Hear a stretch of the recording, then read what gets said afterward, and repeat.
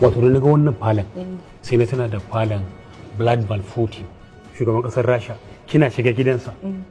fada farko irin wannan ne exactly kin san mutumina ne Vladimir Putin ai mutumina ne kafin su fara yakin nan da Ukraine ai na ji ai mutumina ne nace musu yakin nan ya dace a daidaita a samu a ce Allah sai mun yi yakin nan nace okay yes kai very good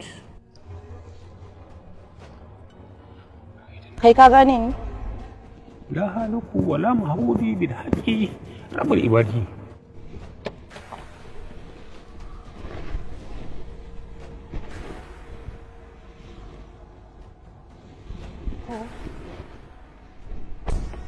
a wai dama shine wanda kike bani labari shine wanda nake baki labari wanda ya je gida ya mun kare yake shi kanin sanata ne wallahi tallahi ina ne ba kin gani da yake wallahi tallahi kwarai ku wallahi tallahi auto services and the people redemption party GMPP Greater Nigerian People Party and the Stadium Event Center.